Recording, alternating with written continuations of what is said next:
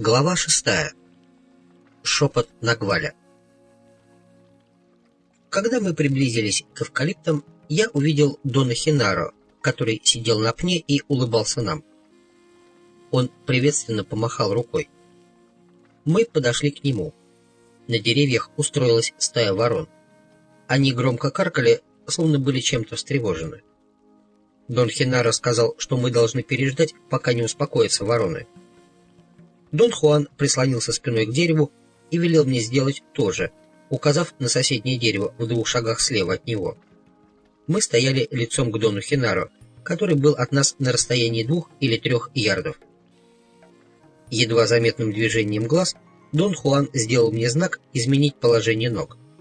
Сам он стоял твердо, слегка расставив ступни и касаясь ствола только верхней частью лопаток и затылком. Его руки свободно свисали по бокам. Мы стояли так, наверное, около часа. Я внимательно наблюдал за обоими, особенно за Доном Хуаном. В какой-то момент он медленно опустился по стволу дерева на землю и сел, обхватив руками приподнятые колени и сохраняя прежний контакт с деревом. Я сделал то же самое. Ноги устали, и перемена позы принесла облегчение. К тому времени вороны уже перестали каркать, и на поле воцарилось безмолвие. Наступившая тишина была еще более тревожной, чем крики ворон. Дон Хуан вполголоса сказал, что сумерки — мое лучшее время. Он взглянул на небо. Должно быть, было уже больше 6. День был сумрачный, и я не мог определить положение солнца. Я слышал далекие крики уток, но на поле, где росли эвкалипты, было совершенно тихо. Очень долгое время не было слышно ни свиста птиц, ни жужжания насекомых.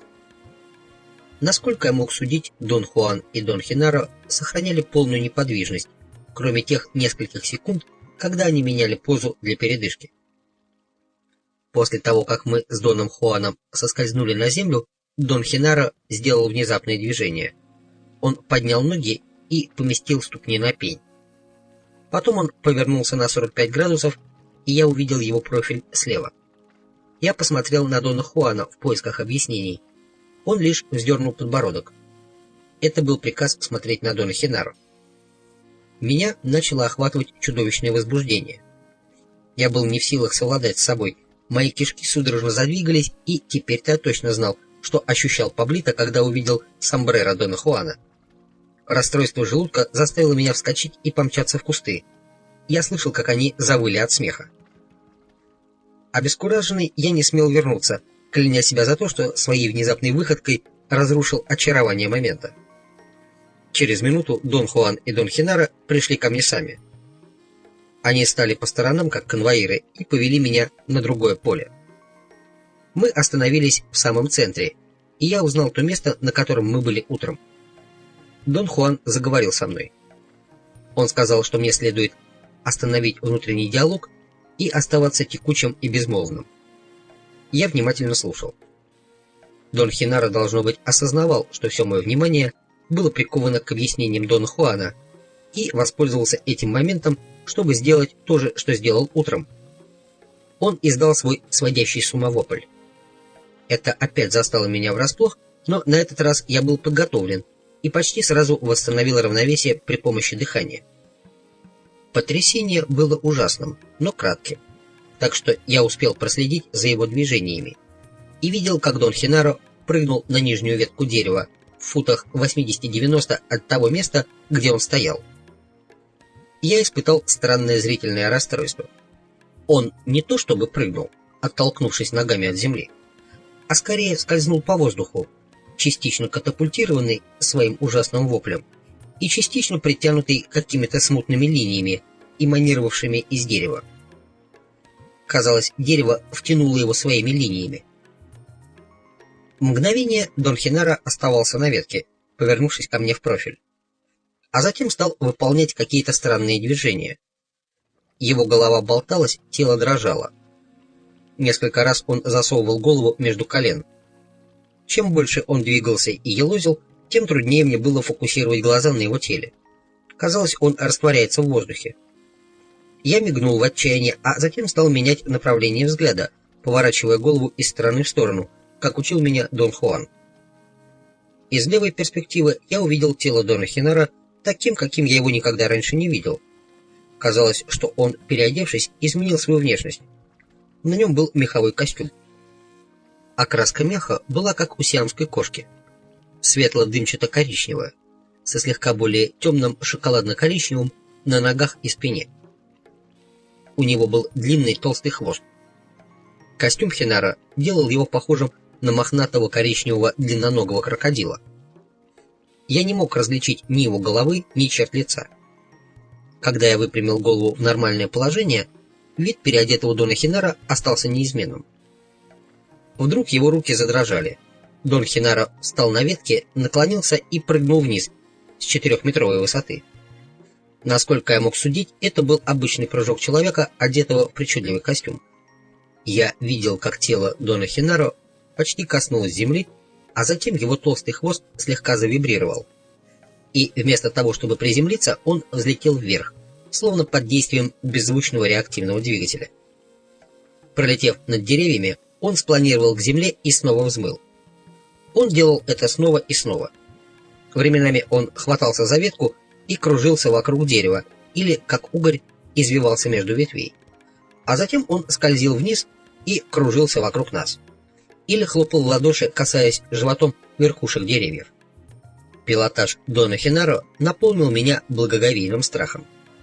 Наблюдая за ним, я 2 или 3 раза ясно различил, что он пользуется словно тяжами какими-то сверкающими нитями. Затем он промчался над вершиной деревьев к югу и исчез за ними. Я пытался предугадать место, откуда он появится вновь, но он исчез. Только сейчас я заметил, что лежу на спине, хотя мне все время казалось, что я смотрю на Дона Хенара из положения стоя. Дон Хуан помог мне сесть, а затем я увидел Дона Хенаро, который шел к нам с беспечным видом. Он игриво улыбнулся и спросил меня, как мне понравились его полеты. Я силился что-то сказать, но не мог. Они обменялись странными взглядами, после чего Дон Хенаро опять сел на корточки. Он наклонился и зашептал что-то в мое левое ухо. Я услышал, как он говорит: «Доверься Нагвалю. Нагваль возьмет тебя». Затем Дон Хуан зашептал мне в правое ухо. Он сказал: «Измени свои чувства». Они говорили одновременно, но я слышал каждого из них в отдельности. Все, что говорил Дон Хенаро, имело отношение к общему контексту скольжения по воздуху. Фразы, которые он повторял десятки раз, казалось, выгравировывались в моей памяти. Слова Дона Хуана, звучавшие с другой стороны, были особыми командами, которые он повторял множество раз. Эффект такого двойного нашептывания был совершенно необычным. Казалось, звучание слов каждого из них расщепило меня пополам. В конце концов, бездна между моими ушами стала такой, что я потерял всякое чувство единства. Оставалось, несомненно, и что-то мое, но оно не было твердым. Оно было скорее светящимся туманом, темно-желтой дымкой, которая имела ощущение. Дон Хуан сказал мне, что он собирается склеить меня для полета. При этом у меня возникло ощущение, что эти слова были подобны щипцам, которые закручивали и скрепляли мои чувства. Слова Дона Хенаро были приглашением следовать за ним. Я почувствовал, что хочу сделать это, но не могу. Расщепление было настолько полным, что я был лишен возможности действовать. Затем я услышал одно и то же короткое заявление, бесконечно повторяемое ими обоими. «Взгляни на эту прекрасную летающую форму. Прыгай, прыгай, твои ноги достигнут вершин деревьев. Эвкалипты похожи на зеленые точки, черви — это свет». В этот момент что-то во мне прекратилось, быть может, мое осознание их слов. Я чувствовал, что Дон Хенаро все еще со мной, но не видел ничего, кроме гигантского скопления совершенно необычных источников света. Временами их сияние уменьшалось, а временами достигало поразительной интенсивности. Ощущал я также и движение. Было такое впечатление, что меня безостановочно втягивает какой-то вакуум. Стоило мне замедлить свое движение и сфокусировать сознание на источниках света, как вакуум снова уносил меня прочь. В какой-то момент между двумя перепадами скорости я почувствовал крайнее замешательство. Мир вокруг меня, чем бы он ни был, приближался и удалялся в одно и то же время. Отсюда и следовал вакуумоподобный эффект. Я видел два отдельных мира. Один, который уходил от меня, и другой, который надвигался. Я осознал это необычным путем. У меня не было ощущения понимания чего-то ранее скрытого. Скорее, у меня было два независимых осознания для объединяющего заключения. После этого картины моего восприятия стали какими-то тусклыми. Им недоставало точности, или же восприятий было слишком много, и я не мог их рассортировать. Следующим набором различимых восприятий была серия звуков в конце длинного трубообразного образования. Трубой был я сам, а звуки были словами Дона Хуана и Дона Хинара, снова шептавших мне в уши. Чем дольше они говорили, тем короче становилась труба, пока звуки не оказались в границах моего понимания. Иначе говоря, звуки слов Дона Хуана и Дона Хинара достигли моего нормального диапазона восприятия. Сначала эти звуки осознавались как шумы, затем как слова, которые выкрикивают, и, наконец, как слова, которые мне шепчут в уши. Затем я различил предметы знакомого мне мира. Очевидно, я лежал лицом вниз. Я мог видеть маленькие камешки, комочки почвы и сухие листья, а затем я вспомнил поле с эвкалиптами. Дон Хуан и Дон Хинара стояли рядом со мной. Было еще светло. У меня возникло желание забраться в воду. Я дошел до реки, разделся и оставался в холодной воде, пока полностью не пришел в себя. Дон Хинара ушел, как только мы добрались до его дома. Уходя, он небрежно потрепал меня по плечу. Я рефлекторно отскочил, думая, что его прикосновение будет болезненным. К моему изумлению, это было просто мягкое похлопывание по плечу.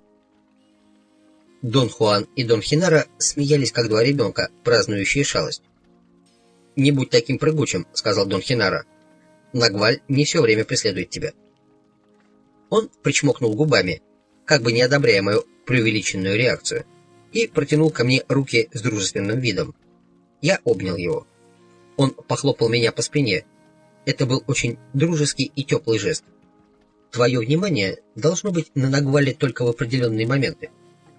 Все остальное время мы такие же люди, как и все на этой земле. Он повернулся к Дону Хуану и улыбнулся ему. «Разве не так, Хуанчо?» — спросил он, подчеркивая слово «Хуанчо», забавное уменьшительное от имени Хуан. «Это так, Хинарчо», — ответил Дон Хуан, тут же создав такое же уменьшительное от имени Хинаро. Оба они расхохотались. «Должен предупредить тебя», — сказал мне Дон Хуан. «Тебе нужно научиться уверенно определять, когда человек Нагваль, а когда человек — это просто человек. Ты можешь умереть, если придешь в прямой физический контакт с Нагвалем». Дон Хуан повернулся к Дону Хинаро и сияющей улыбкой спросил: «Разве не так, Хинарчо?» «Это абсолютно так, Хуанчо», — ответил Дон Хинаро, и они снова расхохотались. Их ребячество очень трогало меня. События дня были утомительными, и я стал очень эмоционален. Волна жалости к самому себе охватила меня. Я готов был заплакать, повторяя самому себе, что все то, что они сделали со мной, было необратимым и, скорее всего, вредным. Дон Хуан, казалось, читал мои мысли. Усмехнувшись, он недоверчиво покачал головой.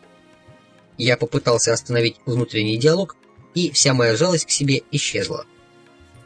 «Хинаро очень теплый», — заметил Дон Хуан, когда Дон Хинаро ушел. «Планом силы было, чтобы ты нашел мягкого бенефактора». Я не знал, что сказать. Мысль о том, что Дон Хинаро является моим бенефактором, интриговала меня до бесконечности. Я хотел, чтобы Дон Хуан побольше рассказал мне об этом, но он, казалось, не был расположен к разговорам. Он посмотрел на небо и на вершины темных силуэтов деревьев сбоку от дома. Он уселся, прислонившись спиной к толстому раздвоенному столбу, копанному почти перед дверью, и сказал, чтобы я сел рядом с ним слева. Я сел. Он сказал, что это время почти опасно для меня, особенно в данном случае. Очень спокойным голосом он дал мне ряд наставлений. Мы должны были продолжать разговор без перерывов, и я должен дышать и моргать, как если бы я видел перед собой Нагваль. «Разве Нагваль поблизости?» — спросил я. «Конечно», — сказал он и усмехнулся. Я практически навалился на Дона Хуана. Он начал говорить и почти вытягивал из меня каждый вопрос. Он даже вручил мне блокнот и карандаш, как если бы я мог писать в темноте. Он заметил, что я должен быть настолько спокоен и нормален, насколько это возможно, и нет лучшего для меня способа укрепить свой тональ, чем мои записи. Все это дело он представил в особом свете. Он сказал, что записывание – мое предрасположение, а раз так, то я должен быть способен делать заметки в любых обстоятельствах, даже в полной темноте. В его голосе был оттенок вызова, когда он сказал, что я могу превратить делание заметок в задачу воина, а в этом случае темнота никак не будет препятствием. Он, должно быть, убедил меня каким-то образом, потому что я ухитрился записать часть разговора. Основной темой был Дон Хенаро, как мой бенефактор. Мне было любопытно узнать, когда Дон Хенаро стал им. И Дон Хуан предложил мне вспомнить необычное событие, которое произошло в тот день, когда я впервые встретил Дона Хенаро, и которое послужило правильным знаком. Я ничего подобного вспомнить не мог, и начал пересказывать события.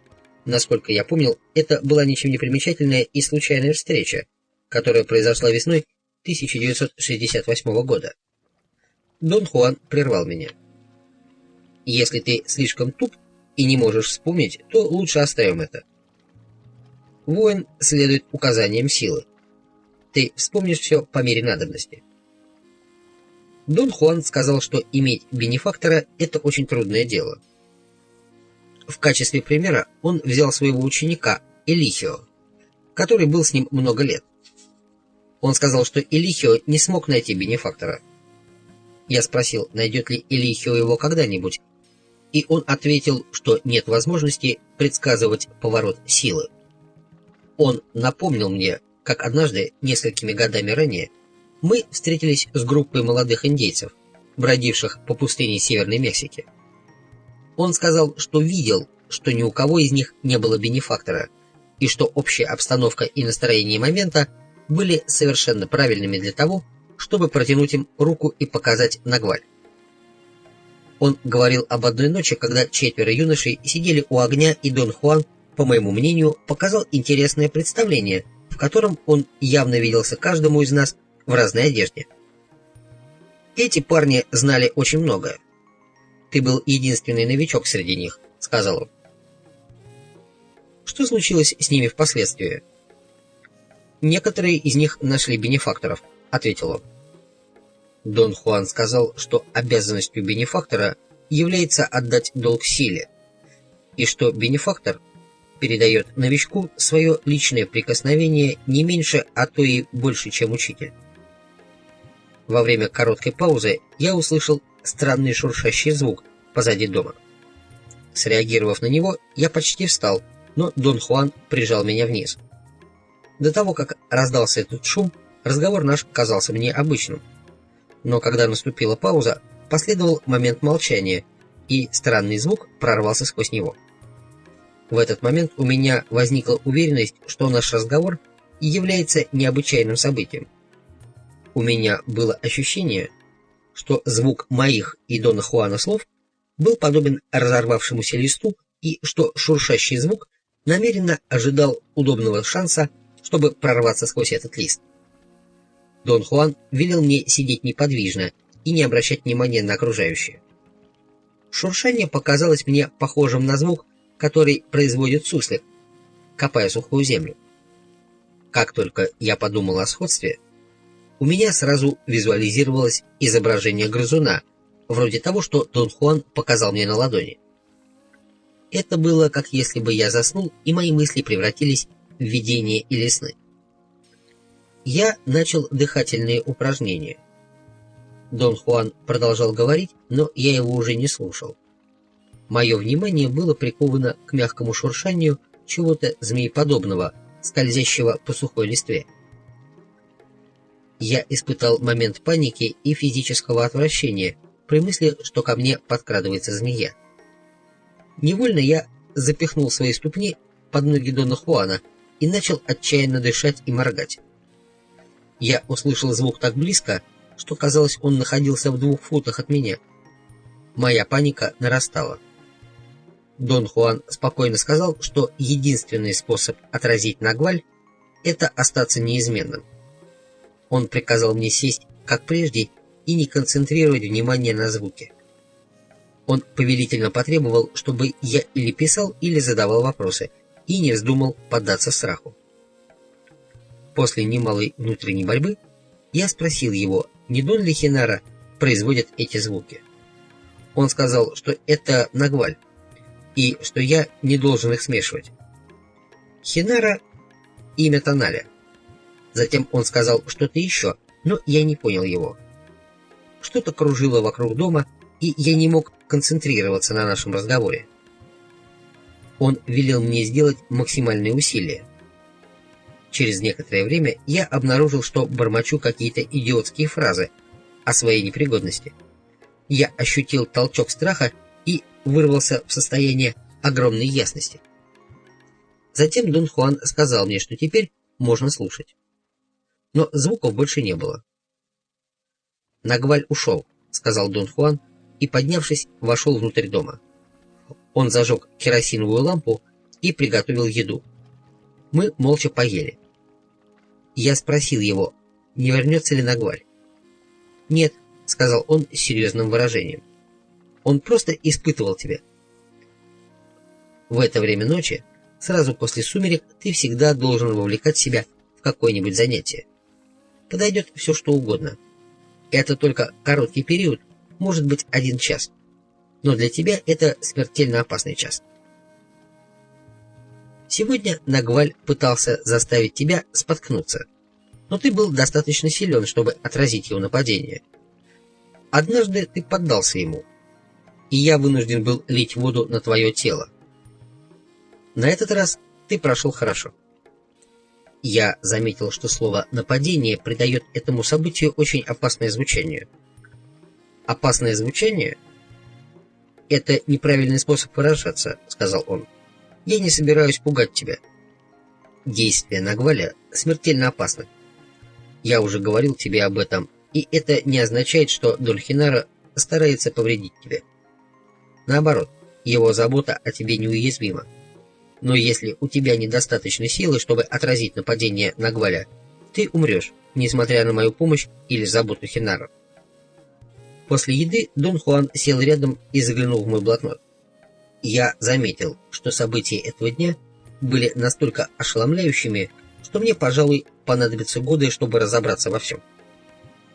«Если тебе непонятно, то ты в прекрасной форме», — сказал он.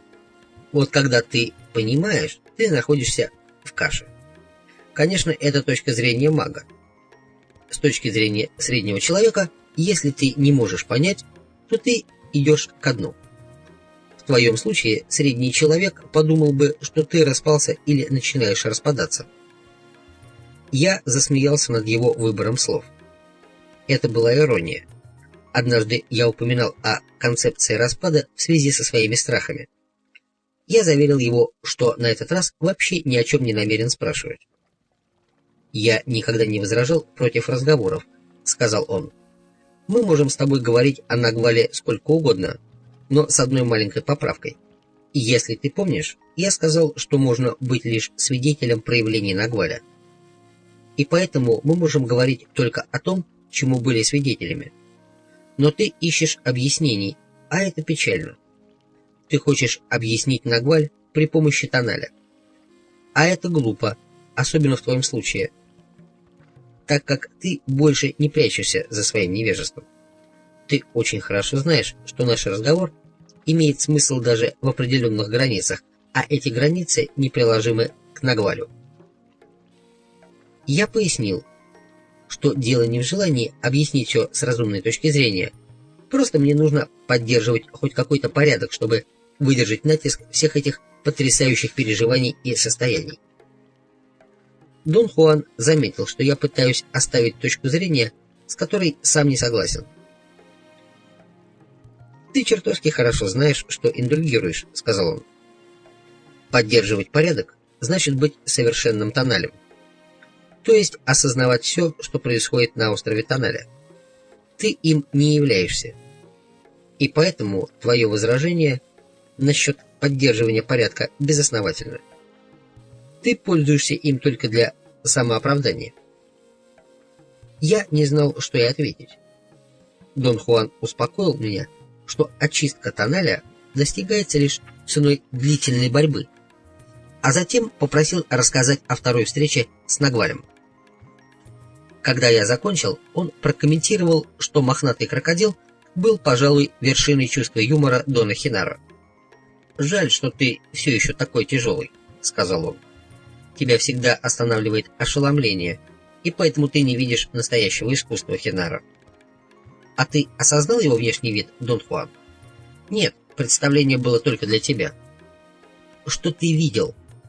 «Сегодня я видел лишь движение Нагваля, скользящего между деревьями и кружившего вокруг нас. Любой, кто видит, может свидетельствовать это». «А как же насчет того, кто не видит?» «Он не заметит ничего. Может быть, только что деревья сотрясаются бешеным ветром, или даже какой-то странный свет, возможно, светлячок неизвестного рода. Если настаивать, то человек, который не видит, скажет, что хотя и видел что-то, но не может вспомнить что. Это совершенно естественно. Человек всегда будет цепляться за смысл. В конце концов, его глаза и не могут заметить ничего необычного. Будучи глазами Тоналя, они должны быть ограничены миром Тоналя. А в этом мире нет ничего поразительно нового. Ничего такого, что глаза не могли бы воспринять, а Тональ не мог бы объяснить. Я спросил его о тех непонятных явлениях, которые были результатом их двойного нашептывания. «Это было лучшей частью всего события», — сказал он. «Остальное можно опустить, но это было венцом дня. Правило требует, чтобы бенефактор и учитель произвели окончательную настройку, которая является труднейшим искусством. Оба они, и учитель, и бенефактор, должны быть безупречными воинами, даже только для того, чтобы лишь попытаться расщепить человека. Ты поймешь это позже, но сила опять была благосклонна к тебе. Хинара – самый безупречный воин из всех, кого я знаю. Почему расщепление человека считается таким трудным? Потому что это опасно. Ты можешь умереть, как букашка. Или, что еще хуже, мы не сумели бы собрать тебя снова, и ты так бы и остался на том же уровне чувств. Зачем это нужно было делать со мной, Дон Хуан? В определенный момент шепот Нагваля должен расщепить ученика. Что это значит, Дон Хуан? Чтобы быть средним Тоналем, человеку необходимо единство. Все его существо должно принадлежать острову Тональ. Без этого единства человек полезет на стенку. Магу необходимо разорвать это единство, не подвергая опасности свою жизнь. Важно научиться ждать, чтобы избежать ненужного риска. И поэтому маг годами выметает свой остров, пока не представится случай сбежать с него. Расщепление надвое как раз и является вратами для такого побега. Это расщепление – наиболее опасная вещь из всего, что с тобой происходило. Осуществилось гладко и просто. Нагваль мастерски руководил тобой. Поверь мне, нужно быть безупречным воином, чтобы сделать это. Я очень рад за тебя. Дон Хуан положил мне руку на плечо, и у меня появилось огромное желание заплакать. «Наступает ли тот момент, когда я больше не увижу тебя?» – спросил я. Он засмеялся и покачал головой. «Ты индульгируешь, как сукин сын. Однако все мы делаем это, только каждый по-своему. Иногда я и сам индульгирую. Чувствую, например, что избаловал тебя и сделал слабым. Я знаю, что Хинара точно так же думает о Паблито. Он балует его, как ребенка. Но так все разметила сила. Хинара дает Паблито все, что способен дать. И нельзя требовать от него большего. Нельзя критиковать воина за то, что он безупречно делает лучшее, что может». С минуту он молчал. Я слишком нервничал, чтобы вынести молчание. «Что, по-твоему, происходило со мной, когда я ощущал, что меня засасывает вакуум?» — спросил я. «Ты летал», — сказал он, как само собой разумеющееся. «По воздуху?»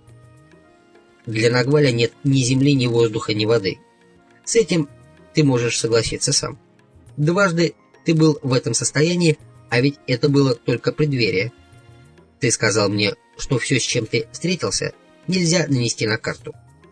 Нагваль скользит, кружится и летает в своем времени, которое не имеет ничего общего со временем тоннеля. Эти две вещи не пересекаются».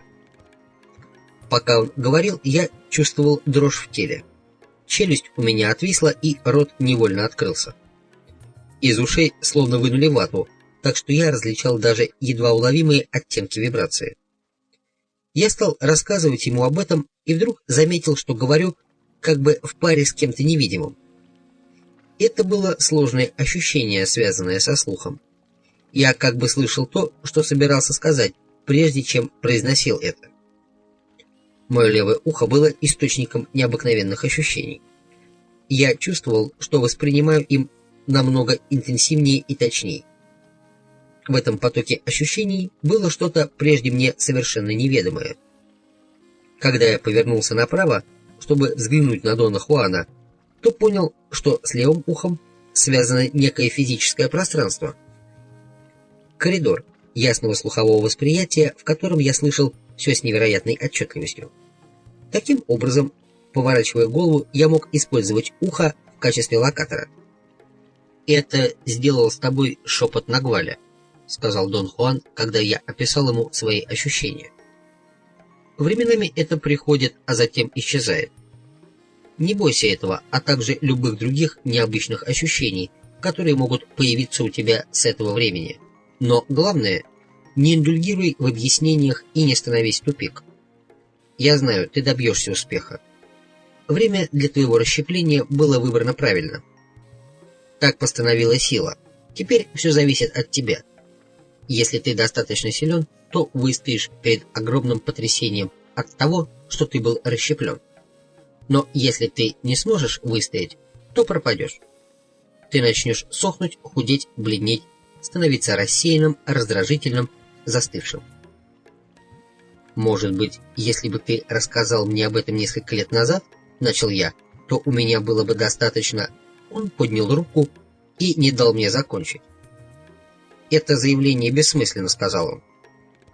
«Ты как-то сказал, что если бы ты не был так упрям и не цеплялся за разумные объяснения, то к этому времени стал бы уже магом. Но стать магом в твоем случае означает преодолеть упрямство и необходимость в разумных объяснениях, которые стоят на твоем пути. Более того, именно эти недостатки и являются твоей дорогой к силе. Ты не можешь сказать, что сила потекла бы к тебе, если бы твоя жизнь была иной. Мы с Хинаро должны действовать точно так же, как ты, в определенных границах. Устанавливает эти границы сила, и воин является, скажем так, пленником силы. Пленником, у которого есть только один свободный выбор – действовать или как безупречный воин, или как осел. В конечном счете воин не пленник, а раб силы.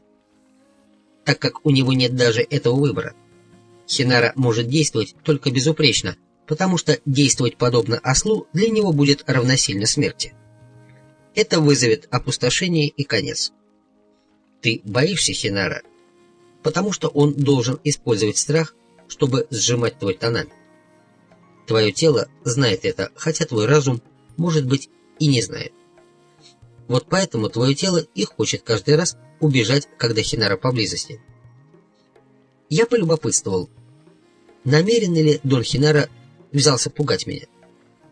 Он ответил, что действия Нагваля иногда очень необычны, и предвидеть их невозможно.